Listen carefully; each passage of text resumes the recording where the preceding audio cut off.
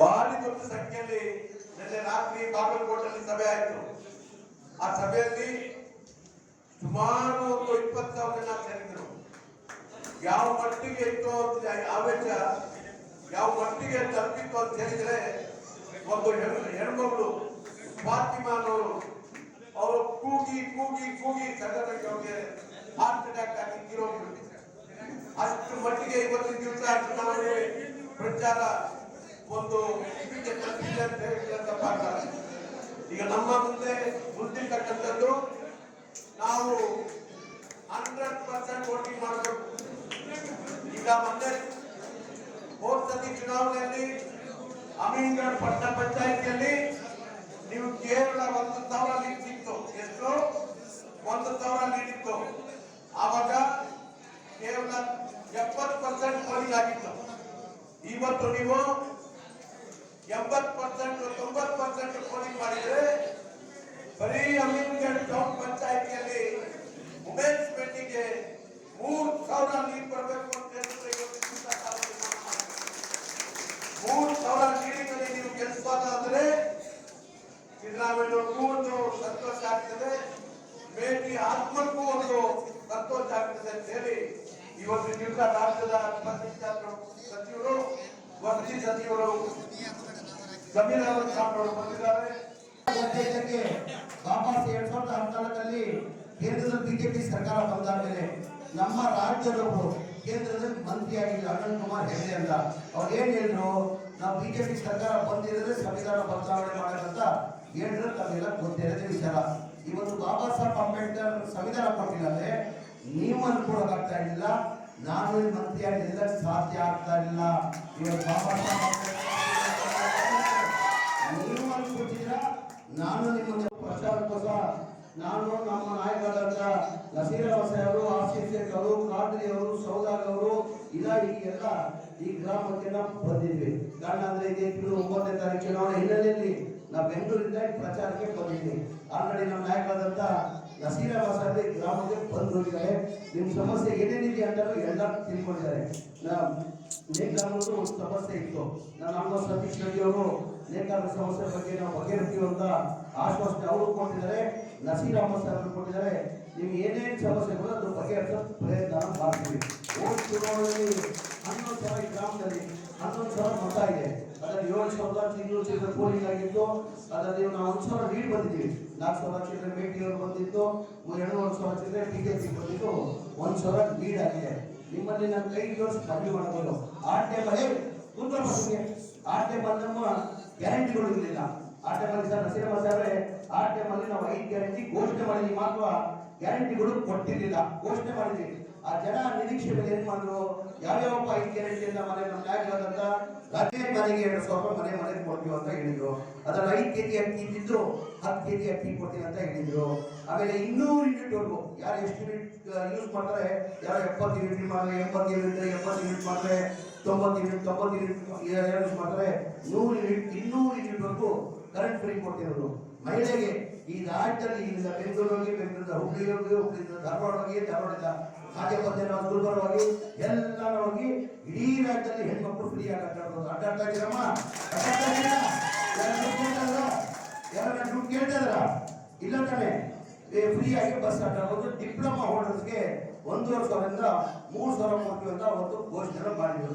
ಮಾಡಿದಾದ್ಮೇಲೆ ಜನ ನಿರೀಕ್ಷೆ ಇಟ್ಕೊಂಡು ನಮ್ಮ 136 ಸೀಟನ್ನ ಗೆಲ್ಲಿಸ್ಕೊಟ್ರು.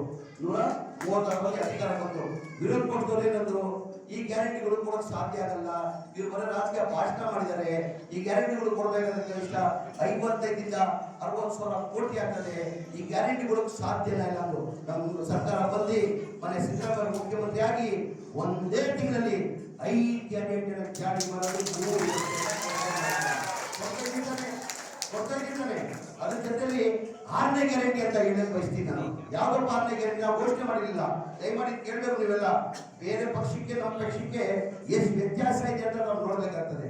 ನಾವು 6ನೇ ಗ್ಯಾರಂಟಿ ಅಂತ ನಾನು ಹೇಳ್ತೀನಿ, ಏನಕ್ಕೆ ವಸತಿ ಮಂತ್ರಿ ಆಗಿದ್ದೀನಿ, ನನ್ನ ಇಲಾಖೆಗಳು ಹಿಂದಿನ ಸರ್ಕಾರದಲ್ಲೇ ಸಿದ್ದರಾಮಯ್ಯ ಅವರು ಮುಖ್ಯಮಂತ್ರಿ ಇರುವಾಗ 14, 15, 16, 17, 18ರಲ್ಲಿ 1,80,253 ಮನೆಗಳು ಸ್ಯಾಂಕ್ಷನ್ ಮಾಡಿದ್ರು. ಸ್ಲಮ್ ಬೋರ್ಡ್ ಅಲ್ಲಿ ಒಂದು ಮನೆ ಕಟ್ಟಬೇಕಾದ್ರೆ 7 ಲಕ್ಷ ಆಗ್ತದೆ.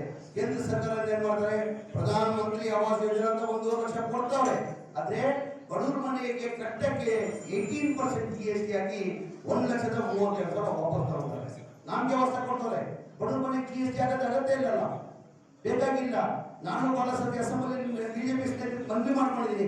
ಕೇಂದ್ರದಲ್ಲಿ ನಿಮ್ಮದೇ ಸರ್ಕಾರ ಇದೆ, ನರೇಂದ್ರ ಮೋದಿ ಪ್ರಧಾನಮಂತ್ರಿ ಇದಕ್ಕೆ ಹೇಳ್ಬಿಟ್ಟು ನೀವು ಬಡವ್ರ ಮನೆಗೆ GST ಆಗತ್ತ ಅಂತ ಅವ್ರ ಬಡವ್ರ ಬಗ್ಗೆ ಕಾಲೇಜ್ ಇಲ್ಲ, ಎಲ್ಲೋ ಒಂದ್ಸಲ ಇರಲಿ. ಅದು ಕೇಂದ್ರ ಸರ್ಕಾರಕ್ಕೆ ಒಂದ್ಸಲ 1 ಲಕ್ಷ ಬರ್ತದೆ. ರಾಜ್ಯ ಸರ್ಕಾರ ಏನ್ ಮಾಡ್ತೀವಿ, 1,20,000 ಜನರಲ್ ಕೊಡ್ತೀವಿ, SC ST ಇದ್ರೆ 2 ಲಕ್ಷ ಕೊಡ್ತೀವಿ. ಅವರೇ ತಗೊಂಡ್ರೆ ಏನಾಗ್ತದೆ, 3 ಲಕ್ಷ ಆಗ್ತದೆ. 7 ಲಕ್ಷದಲ್ಲಿ 3 ಲಕ್ಷ ಹೋದ್ರೆ ಎಷ್ಟು ಉಳಿತದೆ, 4 ಲಕ್ಷ ಬಡವರು ಎಲ್ಲಿಂದ ಕಟ್ಟಕ್ಕೆ ಸಾಧ್ಯ ಪಾಪ. ಟೋಟಲ್ ಬೆನಿಫಿಷಿಯರಿ ಪೇಮೆಂಟ್ 1,80,253 ಮನೆಗೆ 7,400 ಕೋಟಿ ಬರಬೇಕಾಗಿತ್ತು. ಬರೇ 310 ಕೋಟಿ ಬಂದಿತ್ತು. ಯಾರು 5,000 ಕೊಟ್ಟರೆ, 10,000 ಕೊಟ್ಟರೆ, 15,000 ಮೇಲೆ ಯಾರು ಕೊಡಕ್ ಸಾಧ್ಯ ಆಗಿಲ್ಲ, ಕೊಟ್ಟಿಲ್ಲ, ಯಾರು ಕೊಟ್ಟಿಲ್ಲ. ಜನ ಮಾಡಿದ್ರು 2008 ಸರ್ಕಾರ ಬಿಜೆಪಿ ಅಷ್ಟೇ ಇತ್ತು, ಮ್ಯಾಂಡೇಟ್ ಬಂದಿಲ್ಲ ಅವರಿಗೆ. ಯಾವತ್ತೂ ಬಿಜೆಪಿಗೆ ಮ್ಯಾಂಡೇಟ್ ಬಂದಿಲ್ಲ. 2008 110 ಸೀಟ್ ಬಂತು. ಅದು 110 ಸೀಟ್ ಬರೋದು ಕಾರಣ ಯಾರು, ಚಂದ್ರಧರ ಕುಮಾರಸ್ವಾಮಿ ಅವರು. ಕುಮಾರಸ್ವಾಮಿ 20 ತಿಂಗಳು ಅಂತ ಒಪ್ಪಂದ ಮಾಡ್ಕೊಂಡು ಅಧಿಕಾರ ಯಡಿಯೂರಪ್ಪ ಕೊಟ್ಟಿದ್ರೆ ಅವಾಗ ಬಿಜೆಪಿ ಇಲ್ಲಿ ಮುಂದೋಗ್ಬಿಡೋದು. ಆ ಅಧಿಕಾರ ಕೊಟ್ಟಿಲ್ಲ ಅಂದ್ರೆ ಎಲ್ಲಾ ಸಮಾಜದ ಚರ್ಚೆ ಆಯ್ತು. ಏನಂತ, ಇಲ್ಲ ಅನ್ಯಾಯ ಮಾಡಿದವ್ರಿಗೆ ಅದಕ್ಕೆ ಇನ್ಕ್ಲೂಡಿಂಗ್ ಅಲ್ಪಸಂಖ್ಯಾತರು ಹೇಳಿದ್ರು. ಮಾತಕೊಂಡು ಕುಮಾರಸ್ವಾಮಿ ನಡ್ಕೊಳ್ಬೇಕಾಗಿತ್ತು, ಅಧಿಕಾರ ಅವ್ರು ಕೊಡ್ಬೇಕಾಗಿತ್ತು. ಅಧಿಕಾರ ಕೊಡ್ತಿಲ್ಲ ಅಂತ ಹೇಳ್ಬಿಟ್ಟು ಒಂದು ಸಿಂಪಲ್ ಇಲ್ಲಿ ಬಂತು. ಯಾವತ್ತು ಕರ್ನಾಟಕ ರಾಜ್ಯದಲ್ಲಿ ಬಿಜೆಪಿಗೆ ಮ್ಯಾಂಡೇಟ್ ಬಂದಿಲ್ಲ, ಮುಂದೆನೂ ಬರಲ್ಲ. ಮ್ಯಾಂಡೇಟ್ ಬಂದಿಲ್ಲ. ಆಪರೇಷನ್ ಕಮಲ ಮಾಡಿ ಸರ್ಕಾರ ರಚನೆ ಮಾಡೋದು ಯಾವಾಗ ಯಡಿಯೂರಪ್ಪ ಅವರು ಜನ ಬಹಳ ನಿರೀಕ್ಷೆ ಮಾಡಿದ್ರು. ಇಲ್ಲ ನಾವು ಜನತಾದಳ ಸರ್ಕಾರ ನೋಡಾಗಿದೆ, ಬಿಜೆಪಿ ಸರ್ಕಾರ ನೋಡಾಗಿದೆ, ಜನತಾದಳ ಸರ್ಕಾರ ನೋಡಾಗಿದೆ, ಕಾಂಗ್ರೆಸ್ ಸರ್ಕಾರ ನೋಡಾಗಿದೆ. ಇದು ಬಿಜೆಪಿಯವರು ಇಬ್ಬರಿಗಿಂತ ಸೂಕ್ತ ಕೆಲಸ ಮಾಡ್ತಾರೆ, ಅಭಿವೃದ್ಧಿ ಕೆಲಸ ಆಗ್ತಾರೆ ಅಂತ ಜನ ನಿರೀಕ್ಷೆ ಇಟ್ಟಿದ್ರು. ಆಯ್ತಾ ಅಭಿವೃದ್ಧಿ ಕೆಲಸ ಆಯ್ತೇನ್ರಿ? ಯಾರನ್ನ ರಾಜ್ಯದ ಮುಖ್ಯಮಂತ್ರಿಯಾಗಿ ಜೈಲಿಗೆ ಯಾರು ಹೋಗಿದ್ದಾರೆ ಅಂದ್ರೆ ಸನ್ಮಾನ್ಯ ಯಡಿಯೂರಪ್ಪ ಜೈಲಿಗೆ ಹೋಗಿದ್ದಾರೆ ಮುಖ್ಯಮಂತ್ರಿಯಾಗಿ. ಯಾರನ್ನ ಹೋಗಿದಾರ ಹೇಳಿ, ನೀವು ಹೇಳಿ. ಆಮೇಲೆ ಅದೇ ಯಡಿಯೂರಪ್ಪ ಅವರು ನಮ್ಮ ಉಗ್ರಪ್ಪ ಅವರು ಒಂದು ಪ್ರಶ್ನೆ ಕೇಳ್ತಾರೆ, ಸರ್ ನೀವು ರೈತರು ಎಷ್ಟು ಹೇಳ್ತಿರಲಿಲ್ಲ, ರೈತರು ಬಹಳ ಕಷ್ಟ ಇದ್ದಾರೆ, ದಯಮಾಡಿ ರೈತರ ಸಾಲವನ್ನು ಮನ್ನಾ ಮಾಡಿ ಅಂತ ಪ್ರಶ್ನೆ ಕೇಳ್ತಾರೆ. ಯಡಿಯೂರಪ್ಪ ಹೇಳ್ತಾರೆ, ನಂತವ ಪ್ರಿಂಟಿಂಗ್ ಮಿಷಿನ್ ನೋಟ್ ಮಾಡೋದು ಪ್ರಿಂಟಿಂಗ್ ಮಿಷಿನ್ ಇಲ್ಲ ಅಂತವ ರೈತರ ಸಾಲ ಮನ್ನಾ ಮಾಡಕ್ ಆಗಲ್ಲ ಅಂದ್ರು. ಇದೇ ಸಿದ್ದರಾಮಯ್ಯರು 2013 ಮುಖ್ಯಮಂತ್ರಿ ಆದ್ರು, 8,900 ಕೋಟಿ ಸಾಲ ಮನ್ನಾ ಮಾಡಿದ್ರು ರೈತರು. ಸಿದ್ದರಾಮಯ್ಯ ಯಾವ್ದೋ ಪ್ರಿಂಟಿಂಗ್ ಮಿಷಿನ್ ಅರ್ಥ ಹೇಳೋದು ಬಡವ್ರ ಬಗ್ಗೆ ಕಾಳಜಿ ಇರಬೇಕು. ಕಾಂಗ್ರೆಸ್ ಪಕ್ಷ ಇತಿಹಾಸದಲ್ಲಿ ಎಲ್ಲಾ ಸಮಾಜದವರಿಗೆ ಯಾವ್ದನ್ನ ಸಮಾನ ತಗೊಂಡು ಹೋಗ್ತಾರೆ ಅಂದ್ರೆ ಅದು ಕಾಂಗ್ರೆಸ್ ಪಕ್ಷ. ದಯಮಾಡಿ ನನಗೆಲ್ಲ ಗೊತ್ತಿದೆ, ನಿಮಗೆ MMT ಬಗ್ಗೆ ನಾನು ಹೆಚ್ಚಾಗಿ ಹೇಳಬಹುದಲ್ಲ. ನನಗೆ 5 ಬಾರಿ MLA ಆಗಿದ್ರು, 1 ಬಾರಿ MP ಆಗಿದ್ರು, 2 ಬಾರಿ ಮಿನಿಸ್ಟರ್ ಆಗಿ ಸೇವೆಯನ್ನ ಸಲ್ಲಿಸಿದ್ದಾರೆ. ನಾನು ಕಂಡಂಗೆ ನಾನು ನಸೀರಮ್ಮ ಸಾಹೇಬರು 1 ವಾರದಿಂದ 10 ದಿನದಿಂದ ನಮ್ಮ ನಾಯಕರಾದ ನಸೀರಮ್ಮ ಸಾಹೇಬರು ಇಲ್ಲಿದ್ದಾರೆ. ನಾನು 2 ದಿನ ಅಂತ ನಾನು ಇಲ್ಲೇ ಇದ್ದೀನಿ. ನಾನು ಹುಬ್ಳಿಯಿಂದ ರೋಡ್ ಬಂದೆ, ಬರುವಾಗ ಚಾನೆ ಉದ್ದಕ್ಕೆ ಜನ ಸರ್ ಅಂತ ನಾನು ಏನಪ್ಪ ಇದೆಲ್ಲ ಸೇರೋದು, ಯಾವಾಗ ಖುಷಿ ಇದ್ರೆ ಮಾತ್ರ ಜನ ಬರೋದು, ಖುಷಿ ಇದ್ರೆ ಮಾತ್ರ ಜನ ಬರೋದು, ಖುಷಿ ಅಂತ ಹೇಳ್ತಾರೆ.